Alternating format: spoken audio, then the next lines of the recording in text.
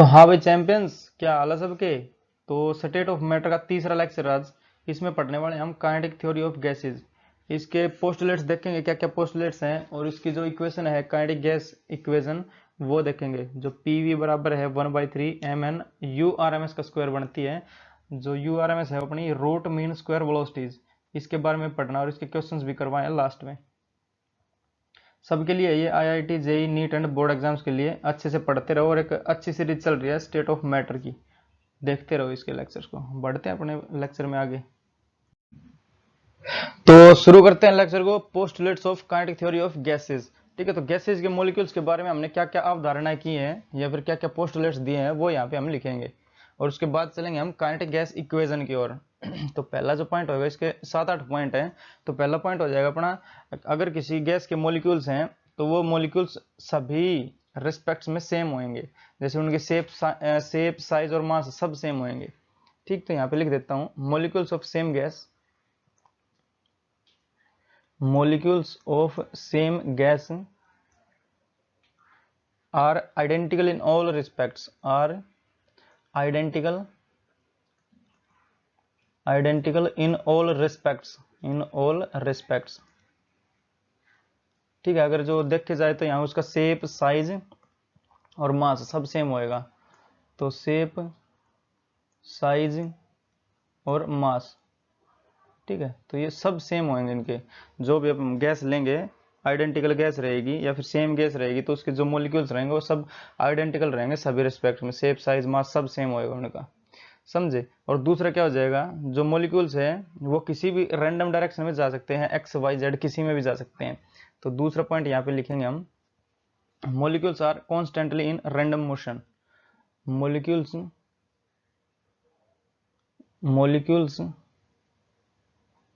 सिर्फ सही से लिखता हूँ इसको। molecules are constantly in random motion, molecules are constantly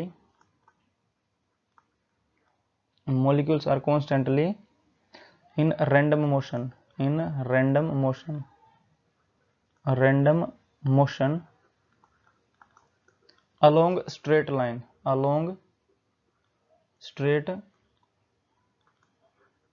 straight line। ठीक है, जैसे अगर यहाँ पे देखा जाए तो ये अपने पास एक मॉलिक्यूल है, तो ये किसी भी डायरेक्शन में जा सकता है, एक्स वाई जेड किसी में भी। तो इसको मैं दिखाती तौर पर जाएगा स्ट्रेट लाइन में ही। ठीक है, तो ये हो जाएगी इसकी यू एक्स मान लेते हैं इसको, एक्स डायरेक्शन में इसकी वेलोसिटी, और ये मान लेते हैं हम यू वाई डायरेक्शन में इसकी वेलोसिटी, और ये मान लेते हैं हम यू जेड यानी जेड डायरेक्शन में इसकी वेलोसिटी। तो कहीं भी जा सकता है रैंडम ये, और जाएगा सिर्फ स्ट्रेट लाइन में ही। तो यहाँ पे तीसरा पॉइंट हम लिख देते हैं, जो ग्रेविटी है वो नेगलेक्ट की गई है यहाँ पे। तो ग्रेविटी इज नेगलेक्टेड,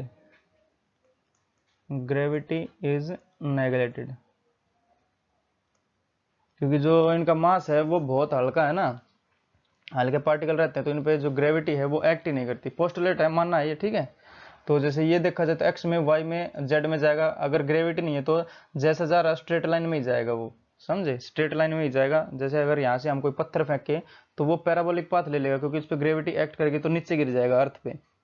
इस केस में क्या है, इसमें ग्रेविटी नेगलेक्ट कर दिया हमने, तो ये स्ट्रेट लाइन में ही जाता रहेगा, इस पर ग्रेविटी एक्ट नहीं करेगी तो नीचे गिरेगा ही नहीं ये, तो बिल्कुल स्ट्रेट लाइन में जाएगा ये, समझे। तो जैसे इसका हम अगर इसको वेक्टर फॉर्म में लिखना चाहें तो लिख सकते हैं इसकी वेलोसिटी को। अगर वेलोसिटी इसकी निकालनी हमें तो इसको u मान लेते हैं हम। तो वेक्टर फॉर्म में कैसे आएगी, U X in I cap और plus U Y in J cap और plus U Z in K cap, समझिए। ये इसकी वेक्टोरियल फॉर्म, वेक्टर फॉर्म है ये। तो इसका हम मैग्नीट्यूड भी निकाल सकते हैं, वेक्टर का सीखा है हमने ये। तो मैग्नीट्यूड इसका कैसे आ जाएगा, मैग्नीट्यूड ऑफ u बराबर हो जाएगा under the root U X का स्क्वायर प्लस यू वाई का स्क्वायर। तो यू एक्स का स्क्वायर प्लस यू वाई का स्क्वायर और प्लस यू जेड का स्क्वायर, समझे। और ये क्या बता रहा है, molecules are constantly in random motion along straight line. ठीक है, और जो ये इनके वेलोसिटीज हैं वो भी सेम होंगे exactly. Probability of moving molecules is same in all directions. ठीक है, तो यहाँ पे लिखना चाहो तो लिख सकते हो, probability of moving particles in all direction is same. ठीक है। तो एक्स वाई जेड ये सारी वेलोसिटीज हैं वो सेम रहेंगी, तो हम यहाँ पे वाई जेड की जगह भी एक्स ही लिख सकते हैं, समझ रहे हो। जैसे यहाँ पे y और z की जगह भी x लिख देता हूँ। जैसे तो ये हो जाएगा मैग्नीट्यूड ऑफ u बराबर हो जाएगा अपना under the root U X square plus U X square plus U X square, यानी 3ux स्क्वायर हो जाएगा अपना 3ux स्क्वायर। जो इसका डेरिवेशन करेंगे ना काइनेटिक गैस इक्वेशन का, तो उसमें ये वाली जरूरत पड़ेगी, क्योंकि तीनों आइडेंटिकल हैं, कहीं भी जा सकते हैं कहीं भी, बट उनकी जो स्पीड है वो सेम होएगी बिल्कुल ही। जो है कांस्टेंट, मतलब इसमें जाएगा इसमें जाएगा इसमें जाएगा, उसकी जो वेलोसिटी है वो कांस्टेंट रहेगी। मतलब यहाँ से 2 मीटर पर सेकंड है, तो इसमें भी 2 मीटर पर सेकंड है, और जेड में भी 2 मीटर पर सेकंड कहीं किसी भी डायरेक्शन में जा सकता है, ठीक है। तो जैसे ये 3ux स्क्वायर हो गया, तो इसका हम स्क्वायर कर देते हैं, तो यू स्क्वायर हो जाएगा, जो लेफ्ट हैंड साइड है यहाँ पे यू स्क्वायर बराबर हो जाएगा 3ux स्क्वायर। तो इसको यहाँ पे लिख देता हूँ मैं, तो यू स्क्वायर वो बराबर हो जाएगा अपना 3ux स्क्वायर, ठीक है, ये जरूरत पड़ेगी। तो नेक्स्ट स्लाइड पे बढ़ते हैं फोर्थ पॉइंट से। तो यहाँ पे देखते हैं अपना फोर्थ पॉइंट। तो फोर्थ पॉइंट क्या कहता है अपने को, जितने भी कोलिजन हो रहे हैं वो सारे इलास्टिक इन नेचर होंगे, ठीक है। तो ऑल द कोलिजन, समझाता हूँ इसको, all the collisions of gaseous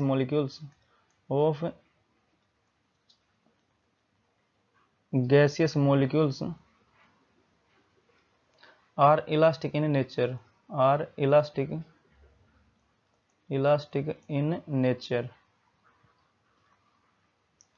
elastic का क्या मतलब हुआ, उसकी जो मोमेंटम है और काइनेटिक एनर्जी है उसमें कोई लॉस नहीं होएगा, ठीक है। तो no loss in kinetic energy and momentum,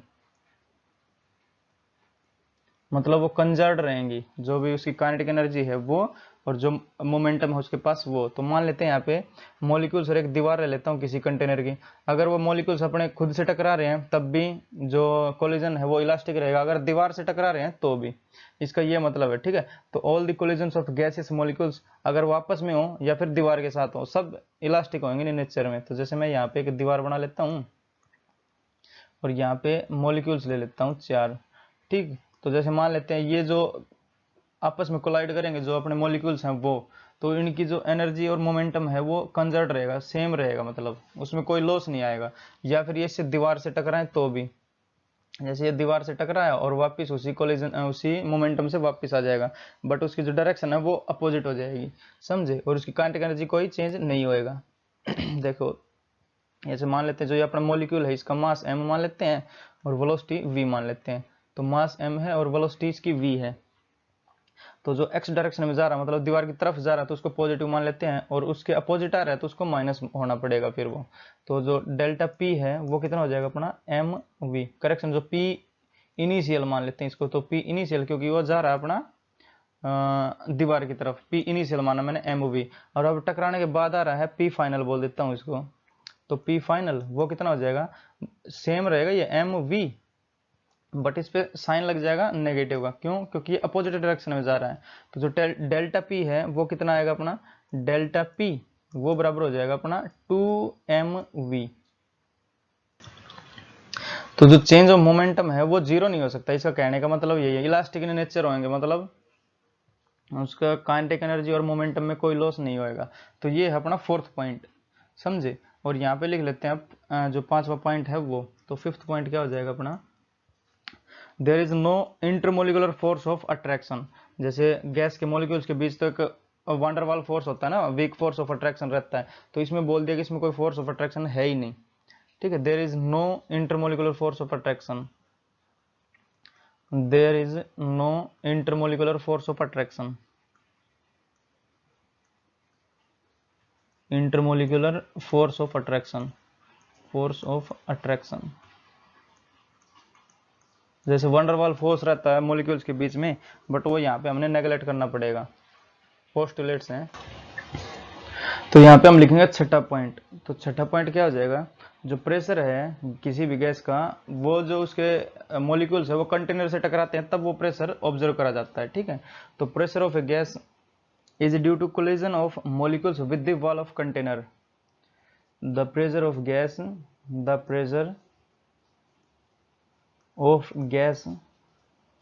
is due to collision of molecules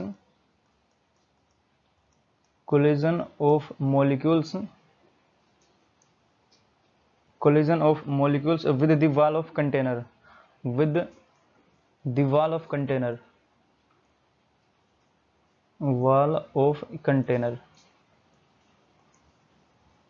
जैसे अपने घरों में जो सिलेंडर रहता है वो उसका प्रेशर कैसे होता है, जब मॉलिक्यूल्स उसकी वाल्स को हीट करते हैं तब जाके वो प्रेशर निकलता है, ठीक है।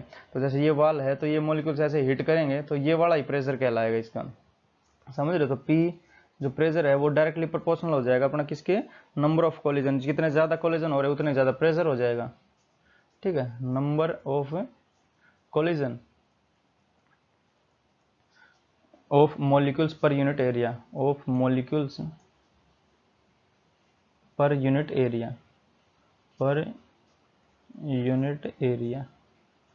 ठीक है। जितने एरिया पे जितने ज्यादा कोलिजन होंगे उतना ही ज्यादा प्रेशर शो करेगा अपना वो, ठीक है। यहाँ पे 7वां पॉइंट और लिख देता हूँ। 7वां पॉइंट है ये, जो मॉलिक्यूल्स का वॉल्यूम है वो नेग्लिजिबल करेंगे हम जो गैस का मॉलिक्यूल्स है उसके आगे, ठीक है।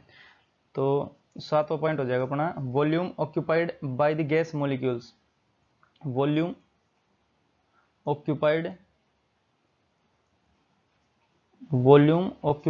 Bye gaseous molecules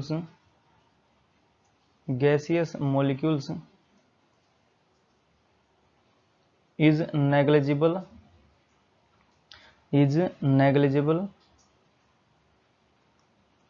when compared to the volume of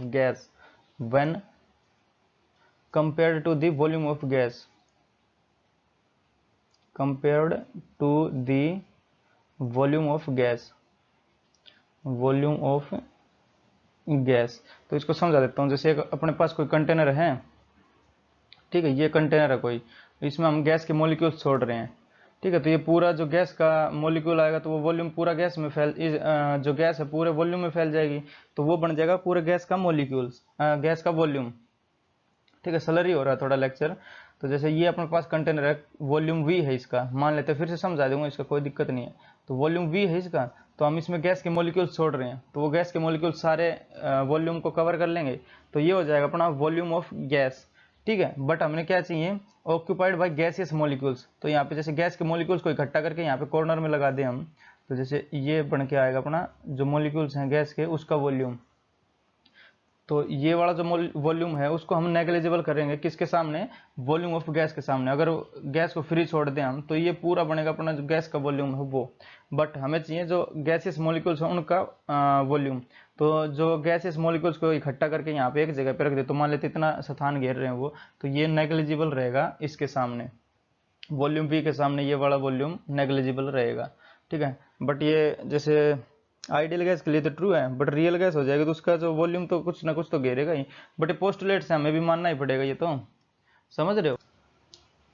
तो यहीं पे इसका 8वां पॉइंट लिख देता हूँ जो कि अपना लास्ट पॉइंट होएगा, ठीक है। तो जो है रेड पेन से लिख देता हूँ इसको, 8th पॉइंट अपना, जो kinetic energy of ideal gas है वो सिर्फ डिपेंड करे अपने टेम्परेचर पे या फिर एब्सोल्यूट टेम्परेचर पे। The kinetic energy of ideal gas, the kinetic energy of ideal gas depends only on absolute temperature, depends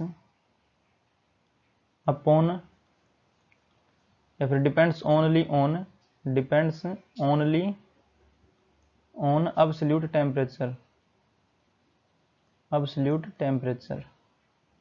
ठीक है। जैसे हम किसी भी गैस का टेम्परेचर बढ़ाएंगे तो उसकी काइनेटिक एनर्जी बढ़ेगी, क्योंकि जो रैंडम मौसम वो बढ़ जाएगा, उनको एनर्जी मिलेगी ना, जो भी मॉलिक्यूल्स अपने उनको एनर्जी मिलेगी। मान लेते हैं ये वाले मॉलिक्यूल्स अपने यहाँ पे छोड़ रखे हैं पूरे वॉल्यूम, जैसे जैसे हम इसका टेम्परेचर बढ़ाएंगे तो उनमें रैंडम मौसम बढ़ेगी, क्यों, क्योंकि इनको एनर्जी मिलेगी।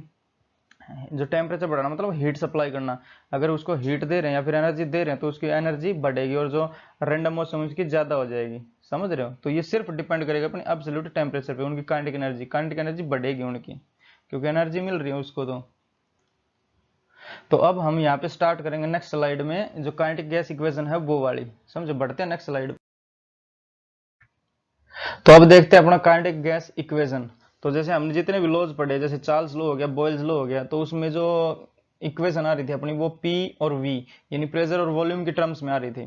तो काइनेटिक गैस इक्वेशन को भी हमें प्रेशर और वॉल्यूम के टर्म्स में ही लाना है। क्यों? क्योंकि जब गैस का नाम आता तो हमें उस जो हमारे दिमाग में आता है वो आता है उसका प्रेशर कितना होगा या फिर वो वॉल्यूम कितना ऑक्यूपाई करेगी। समझो? तो ये वाले गैस इक्वेशन को हमें लेके आना पड़ेगा अपने P और V की टर्म्स में। तो इसका जो आंसर आएगा वो यहाँ पे लिख देता हूँ, डेरिवेशन भी करवाएंगे। तो जो पी वी है प्रेशर इनटू वॉल्यूम वो बराबर हो जाएगा अपना 1/3 एम एन और यू आर एम एस का स्क्वायर। ठीक है, तो P pressure, V volume, M mass of one molecule और एन नंबर ऑफ मॉलिक्यूल्स, कितने मॉलिक्यूल्स हैं उस गैस में, और यू आर एम एस ये मतलब रूट मीन स्क्वायर वेलोसिटी। ठीक है, तो आर एम एस मतलब रूट मीन स्क्वायर वेलोसिटी चाहिए, तो इसका स्क्वायर होना चाहिए। तो ये हमें लास्ट में डिराइव करना है। तो यहाँ पे डेरिवेशन देखेंगे इसका, derivation of kinetic gas equation. ठीक है, तो हम यहाँ पे जैसे अपने मॉलिक्यूल्स मानते हैं पहले, तो कुछ एन मॉलिक्यूल्स हो सकते हैं अपने पास गैस में। तो 1 2 3 4 और 5 6। ठीक, तो हम इसको मान लेंगे जो इसकी वेलोसिटी है वो है u1, तो इसकी वेलोसिटी u1 और इसकी u2, इसकी u3। तो जो अपना पोस्टुलेट्स थे काइनेटिक गैस इक्वेशन थ्योरी के, उसमें ये कहीं नहीं बोला कि जो सबकी वेलोसिटी सेम रहेगी। उसने क्या बोला था, अगर ये वेलोसिटी u1 है तो एक्स वाई जेड में जाने की प्रोबेबिलिटी सेम होएगी। मतलब एक्स में अगर ये 2 मीटर पर सेकंड से जा रहा है ये, तो एक्स वाई जेड किसी में भी जा सकता है 2 मीटर पर सेकंड से। अगर यहाँ पे ये मॉलिक्यूल दिखाता हूँ सिंगल वाला, जैसे इसकी वेलोसिटी है अपने मान ली u1, तो ये किसी भी डायरेक्शन में जा सकता है u1 को लेके। जैसे एक्स वाई जेड, ये एक्स में भी जा सकता है, वाई में भी जा सकता है और जेड में भी जा सकता है। ठीक है, एक्स वाई जेड किसी में भी जा सकता है विद द सेम वेलोसिटी। अगर ये u1 एक्स में जा रहा है तो इसकी सेम प्रोबेबिलिटी है वाई में जाने की और सेम प्रोबेबिलिटी है जेड में जाने की इसी स्पीड से। बट जो थ्योरी है अपनी पोस्टुलेट्स है उसमें कहीं नहीं बोला कि सबकी वेलोसिटी सेम होएगी। तो हम यहाँ पे डिफरेंट डिफरेंट इनकी वेलोसिटीज मान के चलेंगे। तो ये हो जाएगा अपना यू एन मान लेते हैं हम, नंबर ऑफ मोल्स जो गैस के हैं वो एन मान लिए हमने, या फिर एन मोलिक्यूल्स मान लिए इस गैस के हमने। ठीक है, तो यहाँ पे क्यूब बनाता हूँ, उससे समझा देंगे सारे। एक क्यूब बना लेता हूँ यहाँ पे।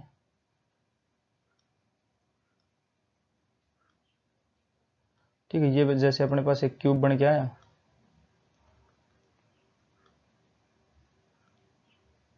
तो हम क्या करेंगे, एक मॉलिक्यूल से पूरी कहानी को समझेंगे और जो एक्स वाई जेड है उसको सेम ही है, क्योंकि एक मॉलिक्यूल है वो किसी भी डायरेक्शन में जा सकता है। तो पहले एक्स वाले डायरेक्शन में उसको लेके हम पूरे खेल खेल देते हैं यहाँ पे। जैसे एक यहाँ पे मैं मॉलिक्यूल एक ही ले लेता हूँ, तो अपने पास एक ये मॉलिक्यूल है जैसे, और एक फेस पे कितना प्रेशर एक्सर्ट कर रहा है, ये वाला जो फेस है एक, तो ये फेस को मैं यहाँ दिखा दे रहा हूँ। ठीक, इस वाले फेस के लिए ऊपर कहानी के कर देते हैं, इसको समझेंगे इसी फेस पे। तो मान लेते हैं ये जैसे टकराएगा इसके पास जाके, इसके पास एम मास है इस मॉलिक्यूल का, और वेलोसिटी इसके पास यू एक्स डायरेक्शन में ले लेते हैं हम। तो एक्स और वाई जेड में सब सेम रहेगी, क्योंकि एक मॉलिक्यूल लिया है तो एक मॉलिक्यूल एक्स वाई जेड किसी में भी जा सकता है। तो हम यहाँ पे पर्टिकुलर केस लेंगे कि यू एक्स में जा रहा है ये। ठीक है, यू एक्स, और इसका मास लेंगे हम एम। तो जो अपना ये पार्टिकल है, ये वाला मॉलिक्यूल है, इसकी वेलोसिटी यू एक्स और इसका मास एम है अपने पास, समझे। तो इसका पी इनिशियल कितना हो जाएगा, मतलब मोमेंटम इनिशियल, तो पी इनिशियल वो बराबर हो जाएगा अपना एम और यू एक्स के। तो एम और यू एक्स के, ठीक है। और पी फाइनल कितना होगा, जैसे यहाँ दीवार पे टकराने के बाद फिर से वापस आ जाएगा, तो इसका जो मोमेंटम है और एनर्जी है इसकी वो सेम रहेगी, मतलब उसमें लॉस होएगा ही नहीं। ये पोस्टुलेट मानना था हमने, समझ रहे हो। तो यहाँ पे पी फाइनल क्या हो जाएगा अपना, पी फाइनल वो बराबर हो जाएगा माइनस का एम यू एक्स। माइनस क्यों लगाया, क्योंकि इसकी डायरेक्शन अपोजिट होगी, और जो अपना मोमेंटम है वो एक वेक्टर क्वांटिटी है। तो अगर यहाँ को हम पॉजिटिव मान रहे हैं तो इसको नेगेटिव मानना पड़ेगा, एक पॉजिटिव रहेगा एक नेगेटिव रहेगा अपना। तो चेंज इन मोमेंटम कितना हुआ अपना, डेल्टा पी कितना हो जाएगा, वो हो जाएगा 2mu x। मान लेते हैं इसमें से ये घटा देंगे तो ये माइनस और माइनस का निशान, तो माइनस माइनस हो जाएगा प्लस का, तो mu x और mu x 2mu x हो गया। तो चेंज इन मोमेंटम कितना आया अपना 2mu x, समझे। तो हमें पहुंचना है अपना जो प्रेशर है और वॉल्यूम है उसकी तरफ। तो प्रेशर कैसे निकलता है, फोर्स अपॉन एरिया होता है। और फोर्स कैसे आ जाएगा, चेंज इन मोमेंटम, फोर्स का फोर्स होता है अपना, जैसे चेंज इन मोमेंटम या फिर rate of change of momentum अपना होता है फोर्स। जैसे यहाँ पे फोर्स बराबर हो जाएगा अपना जो न्यूटन का सेकंड लॉ है, तो delta P by delta T, समझे। तो फोर्स क्या होता है अपना, जो न्यूटन सेकंड लॉ है, rate of change of momentum, Newton second law, ठीक है। इससे बढ़ेंगे हम आगे, जैसे हमारे पास मोमेंटम है बट हमें टाइम चाहिए, कितना कितना टाइम में बाद एक कोलिजन हो रहा है। तो ये जैसे इसकी लेंथ मान लेते हैं हम एल है, जो अपना क्यूब बनाया हमने, इसकी लेंथ को हमने एल मान लिया, ठीक। ये लेंथ इसकी एल है। तो इसका टाइम पीरियड निकालना पड़ेगा, एक कोलिजन कितने टाइम में हो रहा है। तो जैसे यहाँ से मान लेते हैं इस दीवार के पास से जा रहा है, तो यहाँ पे बना के दिखा देता हूँ, कहाँ बनाऊँ, यहाँ पे बना देता हूँ इसको। जैसे ये दीवार है अपनी, जो ये वाला हमने क्यूब बनाया, इसकी ये वाली दीवार है और एक ये है इधर, तो एक ये इधर है, ठीक है। तो इससे क्यूब बन रहा है, तो मान लेते हैं ये वाली ये दीवार और ये वाली ये दीवार, समझे। तो ये जो अपना मॉलिक्यूल है वो मान लेते हैं यहाँ से स्टार्ट कर रहा है अपना, तो यहाँ पे जाएगा, एक कोलिजन होएगा यहाँ पे, फिर वापस आएगा अपना, तो फिर वापस आके दूसरा कोलिजन यहीं पे होएगा। तो मतलब एक वापस आना चाहिए और एक बार जाएगा। और इसकी लेंथ कितनी है अपनी, लेंथ है एल। तो एक बार एल जाएगा फिर एक एल वापस आएगा, तो एक कोलिजन होएगा, मतलब एक कोलिजन का टाइम पीरियड है ये। तो इसकी डिस्टेंस कितनी हो जाएगी, 2l। तो और इसकी स्पीड कितनी है मॉलिक्यूल की, ux है। तो स्पीड है इसकी ux और डिस्टेंस है अपनी 2l। तो टाइम पीरियड निकल के आ जाएगा अपना। तो टाइम क्या होता है, डिस्टेंस अपॉन स्पीड। तो डिस्टेंस अपनी 2l और डिवाइड बाई स्पीड है अपनी ux। तो ये अपने पास आएगा टाइम पीरियड, ठीक है, एक कोलिजन का time period of one collision. और एक कोलिजन का ही चाहिए था, क्योंकि एक कोलिजन के बाद, एक कोलिजन से ही हमें पता चलेगा ना कितना फोर्स एक्सर्ट कर रहा है इस पे ये जो मॉलिक्यूल है अपना वो। तो अब देखते हैं फोर्स कितना होगा। जैसे फोर्स का ये वाला फॉर्मूला है, तो यहाँ डेल्टा पी लिखेंगे ये, और टी डेल्टा टी ये वाला लिखेंगे। तो फोर्स कितना आ जाएगा अपने पास, फोर्स बराबर हो जाएगा 2m और ux, मतलब जो अपना मोमेंटम है ये वाला, ये लिख दिया। अब डेल्टा टी लिखेंगे, तो टी कितना अपना 2l बाई ux है, तो डिवाइड बाई 2l और इंटू ux। तो ux नीचे है तो वो ऊपर चला जाएगा ux, ठीक है। ये 2 से 2 मर जाएगा अपना, 2 से 2 मर जाएगा। तो फोर्स कितना है अपना, फोर्स बराबर हो जाएगा m बाई एल और ux का स्क्वायर हो जाएगा ये, समझे। तो फोर्स आ गया अपना, तो ये वाला फोर्स यहाँ पे लिख दे रहा हूँ मैं, ठीक है। तो F अपना m by L you X square, तो m बाई एल और यू एक्स का स्क्वायर। यहाँ तक समझ में आया, यहाँ तक समझ में आ गया। तो बस अब कुछ नहीं रहा इसमें, एक जो हमने पिछले वाली स्लाइड में बताया था, जैसे u हमें, जैसे कि ये अपना ये मॉलिक्यूल है, ये x में भी जा सकता है तो यू एक्स, y में भी जा सकता है तो यू वाई, और z में भी जा सकता है तो यू जेड। बस इसकी प्रोबेबिलिटी सब में सेम होगी, जो स्पीड है वो सेम जाएगा। जैसे 2 मीटर से x में जाना था इसको, तो y में भी उतनी स्पीड से जाएगा, z में भी उतनी स्पीड से जाएगा। तो इसका मैग्नीट्यूड हमने निकाला था, ठीक है। तो मैग्नीट्यूड यहाँ पे निकाल देता हूँ, इसको मिटा रहा हूँ, यहाँ थोड़ी जगह चाहिए ना। तो जो मैग्नीट्यूड था अपना u, वो कैसे निकाल सकते हैं अपना, अंडर द रूट, पहले तो इसको वेक्टर फॉर्म में लिखना था, तो यू एक्स का स्क्वायर प्लस यू वाई का स्क्वायर और प्लस यू जेड का स्क्वायर।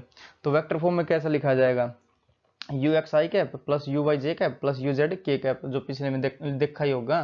तो इसका हम कर देते हैं, जैसे यू एक्स और यू वाई यू जेड सब सेम है, तो यहाँ पे you x you why you Z की जगह यू एक्स लिख देते हैं, क्योंकि हम सारा खेल खेल रहे हैं यू एक्स में, समझ रहे हो। तो ये हम करेंगे, तो magnitude of you, magnitude you बराबर हो जाएगा अपना अंडर द रूट 3ux का स्क्वायर, क्योंकि जो इसकी वेलोसिटी है एक्स वाई जेड में सब में सेम होगी, तो हम उसको सेम मान सकते हैं, एक्स मान सकते हैं उनको। जैसे इसको भी एक्स मानना, इसको भी एक्स मानना, तो 3 हो जाएगा, 3ux स्क्वायर हो जाएगा। और इसका कर देंगे अब स्क्वायर हम। तो जैसे जो पर्टिकुलर केस डायरेक्शन में जाएगा वो एक्स वाई जेड को छोड़ के, जैसे यहाँ कहाँ पे बना दूँ, यहाँ पे बना के दिखा दूंगा इसका छोटा सा, तो यही हो जाएगा यू स्क्वायर। तो यू स्क्वायर बराबर हो जाएगा अपना 3ux का square, squaring on both side कर दिया मैंने,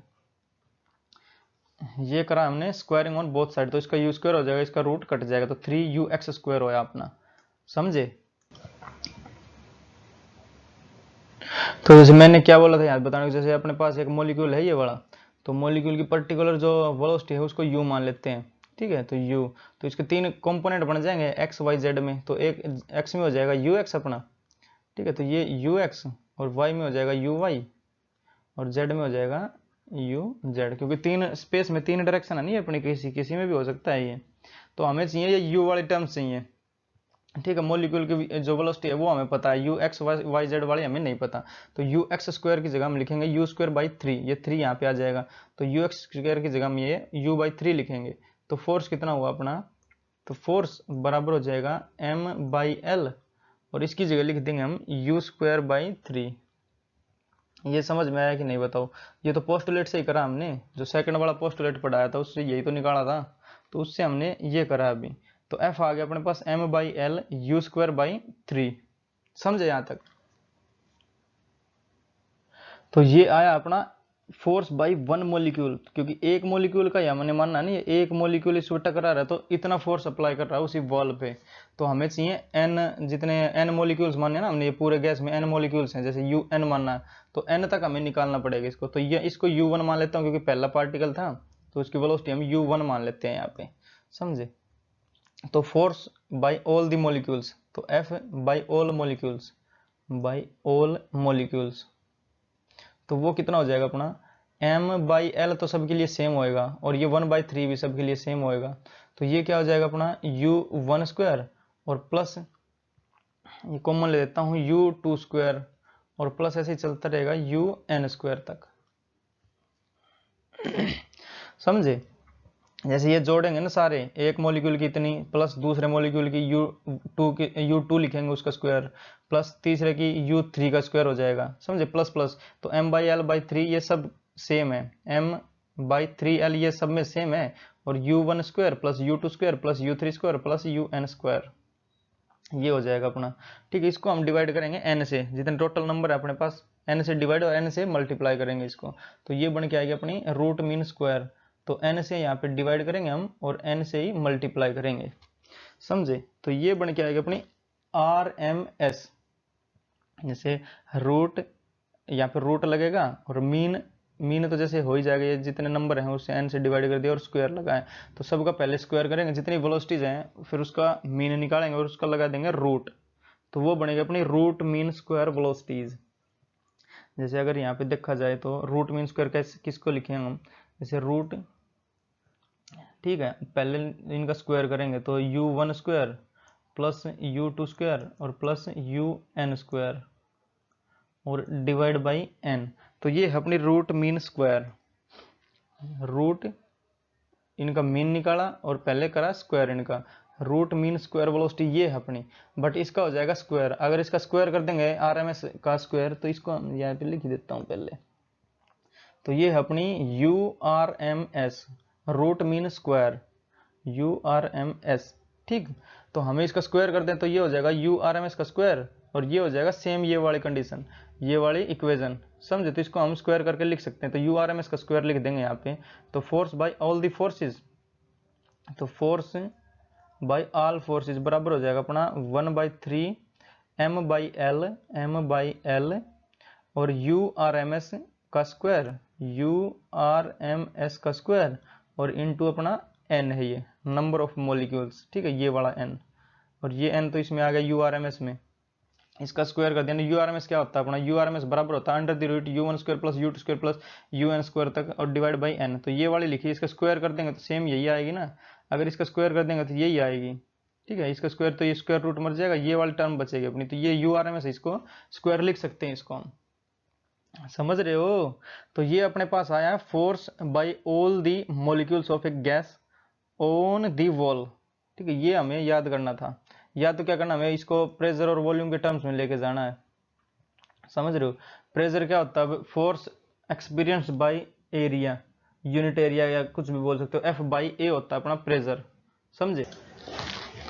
तो यहाँ पे प्रेशर वाला फॉर्मूला लिखेंगे F बाई ए। तो ए कितना है इसका, जितने एरिया पे हम इस पे एक्सपेरिमेंट कर रहे हैं, तो ये लेंथ है क्यूब है, क्योंकि सबकी लेंथ सेम होगी क्यूब है, तो इसका एरिया हो जाएगा अपना L स्क्वायर, ठीक है। तो F बाई ए यानी F बाई ए और इंटू यहाँ पे L स्क्वायर करेंगे, ठीक है। तो F बाई ए कर देते हैं, प्रेशर आ जाएगा ना अपना, तो F बाई ए यहीं पे कर दे रहा हूँ। और यहाँ पे भी इसका एरिया कितना हो जाएगा, L इंटू एल, यानी L स्क्वायर हो जाएगा इसका एरिया, और इंटू L स्क्वायर। ठीक है, तो ये क्या बन जाएगा अपना, ये बन जाएगा प्रेशर। तो प्रेशर बराबर हो जाएगा अपना ये 1/3 m/L क्यूब हो जाएगा, ये स्क्वायर ये 1, तो L क्यूब यानी इसका वॉल्यूम हो जाएगा, ये L क्यूब इसका वॉल्यूम है, तो ये डिवाइड बाय वॉल्यूम है, तो ये वॉल्यूम यहाँ पे मल्टीप्लाई कर देंगे हम। तो PV वॉल्यूम जो डिवाइड करा था नीचे वो यहाँ पे मल्टीप्लाई में आ जाएगा, समझे। तो PV बराबर हो जाएगा अपना 1/3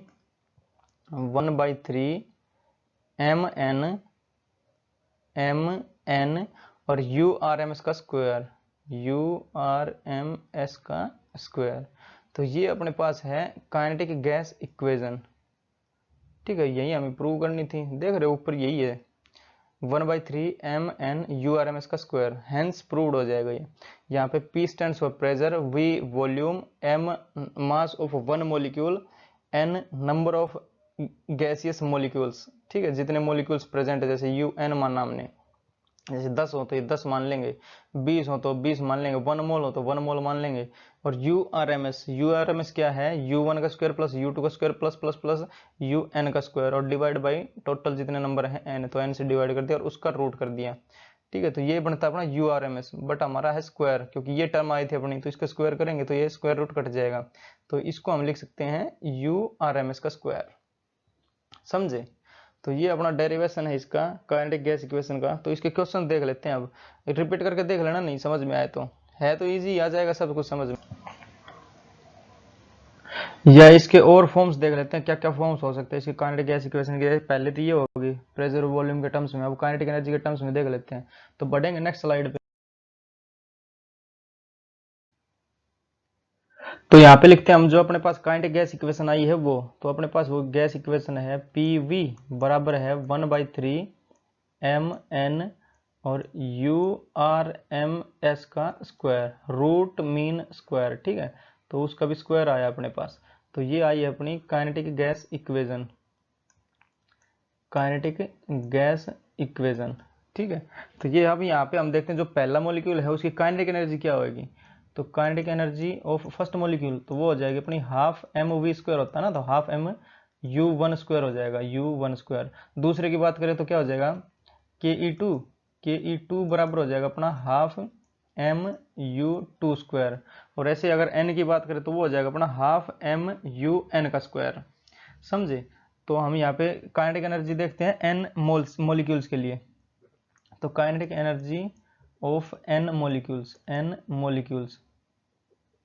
तो वो कितना हो जाएगा, इन सबको जोड़ देंगे हम, तो हाफ m तो सबका कॉमन हो जाएगा, तो बचेगा क्या, u1 का स्क्वायर प्लस u2 का स्क्वायर और प्लस ऐसे करते करते un का स्क्वायर, ये बचेगा अपने पास, समझे। Kinetic energy of n molecules तो कितने होगी, हाफ m, और ये सब जुड़ जाएंगी क्योंकि पहले कितनी, दूसरे कितनी, तीसरे कितनी, और जो लास्ट वाला है उसकी n तक जाएगी, समझ रहे हो।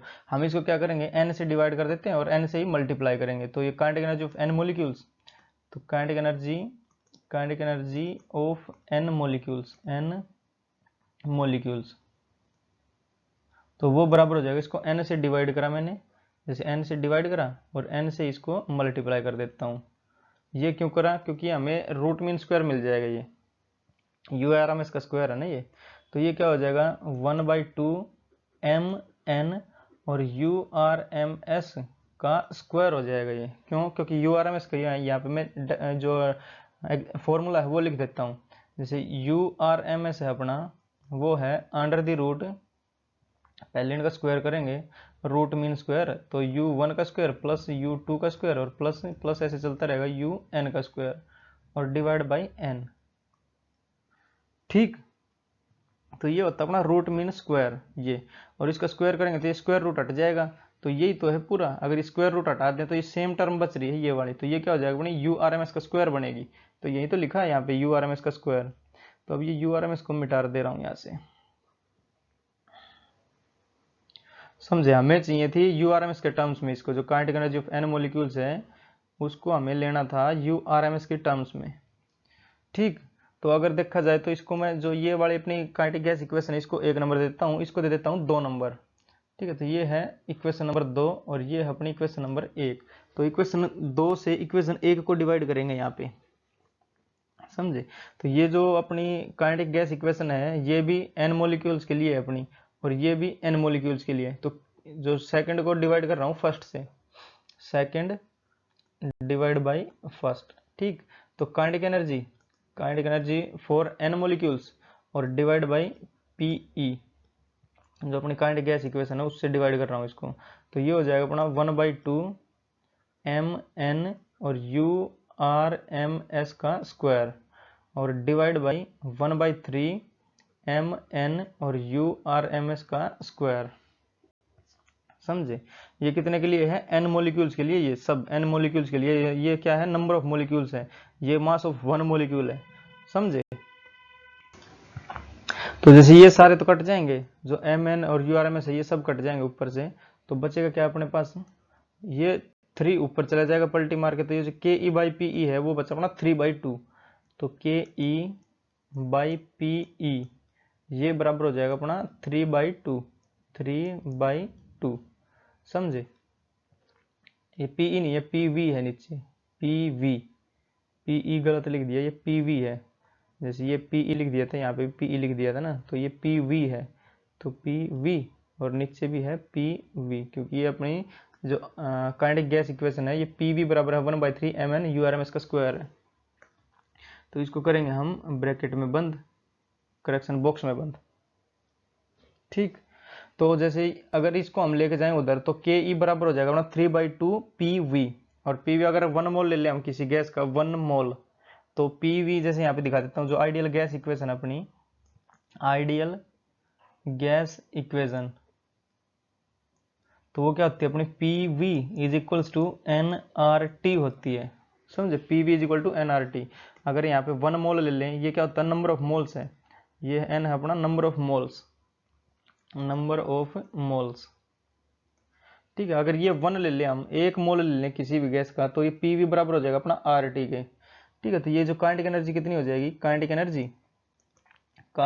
एनर्जी बराबर हो जाएगा अपना 3/2 आर टी, 3/2 आर और टी। ये कितने लिए है, ये 1 मोल के लिए है, काइनेटिक एनर्जी फॉर 1 मोल, तो फॉर 1 मोल ऑफ गैस। अगर किसी गैस का हम 1 मोल ले रहे हैं तो उसकी काइनेटिक एनर्जी कितनी आएगी, 3/2 आर टी, क्योंकि 1 मोल के लिए पीवी बराबर हो जाता है अपना आर टी के। अगर ये पीवी उधर जाएगा तो पीवी की जगह हम आर टी लिखेंगे, तो 3/2 आर टी हो जाएगा अपना काइनेटिक एनर्जी फॉर 1 मोल, समझे। 1 मोल यानी अवोगाड्रो नंबर एन ए के बराबर होता है अपना वो। तो यहाँ के अगर एक मोल है, तो एक मोलिक्यूल की बात करें तो क्या हो जाएगा यहाँ पे, जैसे यहाँ पे थोड़ा इसको और लिखता हूँ यहाँ पे ले जाके, तो ये हो जाएगा अपना, ब्लू पेन से लिख देता हूँ। तो kinetic energy of 1 mole, kinetic energy of 1 मोल बराबर हो जाएगा अपना 3/2 आर टी, 3/2 आर और टी, ठीक है।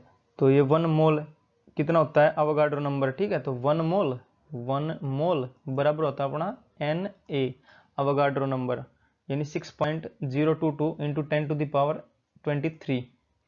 जो मोल है वो एक नंबर ही तो है, और ये अवोगाड्रो भी एक नंबर ही है, अवोगाड्रो नंबर। तो अगर हमें 1 मोल की बात है, ये अगर एक मोलिक्यूल की बात करें तो इतने नंबर होते हैं, तो इससे डिवाइड हो जाएगा ये एक मोलिक्यूल। तो काइनेटिक एनर्जी ऑफ 1 मोलिक्यूल, तो kinetic energy of 1 molecule, of 1 molecule, 1 molecule, क्योंकि एक मोल में कितने मोलिक्यूल, अवोगाड्रो नंबर, तो ये इतना हो जाएगा 3/2, और R T by N A, R T और बाई एन ए, क्योंकि ये जो है अपना तेरे को दिखा देता है, और 1 मोल में होते हैं अवोगाड्रो नंबर, तो अवोगाड्रो नंबर से डिवाइड हो जाएगा, तो 1 मोलिक्यूल बच जाएगा यहाँ पे।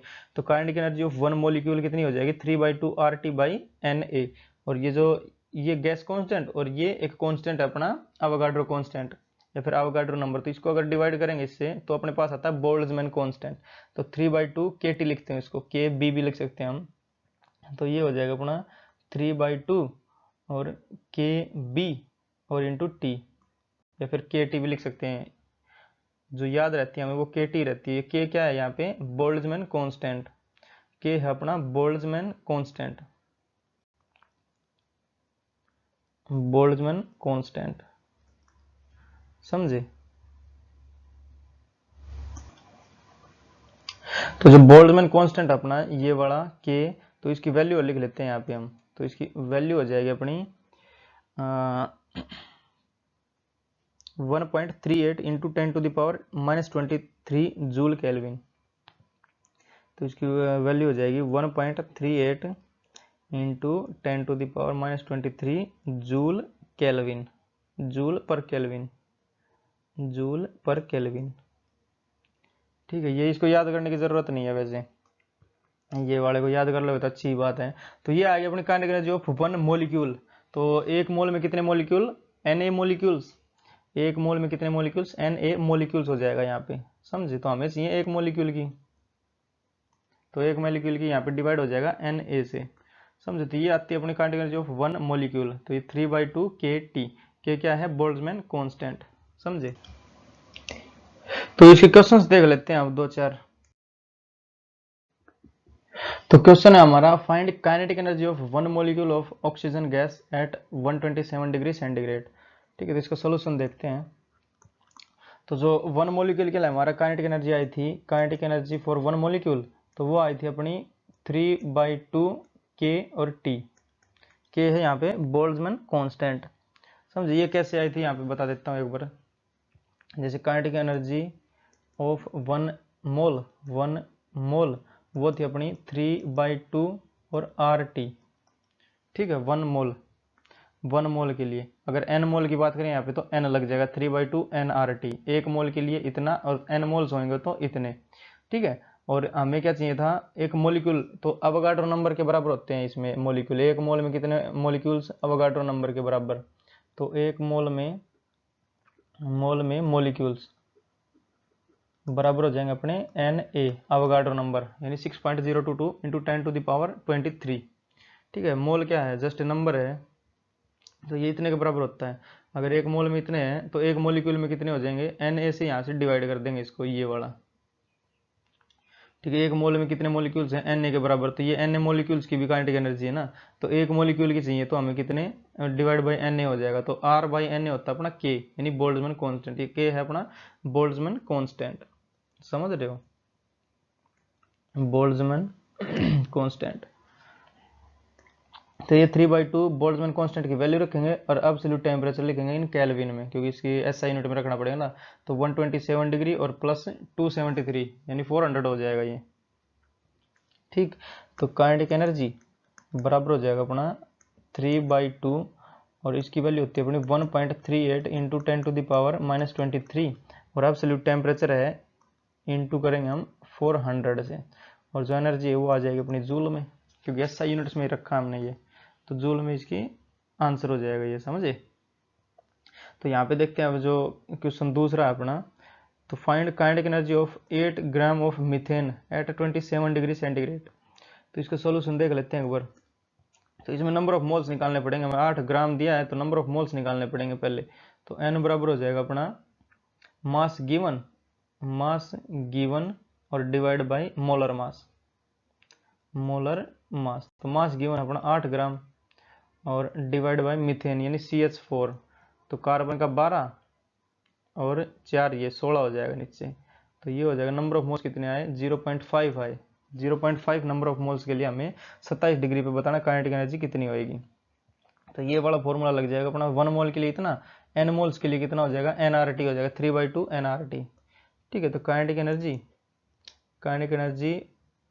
ऑफ n मोल्स, ठीक है, of kinetic energy of n moles, क्योंकि ये कितना था अपना, ये 1 मोल के लिए था, ये n मोल के लिए बता रहा हूँ। तो ये कितना हो जाएगा, बराबर 3/2 nRT, समझे।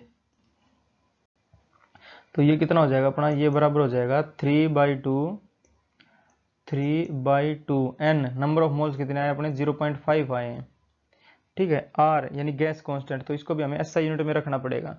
तो ये होता है अपना 8.314, ठीक, और इंटू टी एब्सोल्यूट टेम्परेचर, तो ये हो जाएगा 300 केल्विन, 27 और 273 यानी 300 केल्विन। ठीक है, तो ये अपना आंसर आ जाएगा जूल में। तो देख लो कितना आ गया, इसको करके देख लेना, ठीक है। तो ये थे अपने इसके जो काइनेटिक गैस इक्वेशन है उसके क्वेश्चंस, और इसके जो और फॉर्म्स थे उन पे बेस्ड क्वेश्चंस, समझे। तो ठीक है, और क्वेश्चन लगाते रहो इसके, ठीक। तो इसमें जैसे टेम्परेचर पूछ लेगा हमें, तो कुछ भी पूछ सकता है, जो हमने पिछले वाला पढ़ा है उसमें से घुमा फिरा के कुछ भी पूछ सकता है, बस इससे बाहर कहीं नहीं आएगा। तो रोकते हैं लेक्चर को यहीं पे, पढ़ाई करते रहो। ऑल दी वेरी बेस्ट, मिलेंगे नेक्स्ट लेक्चर में।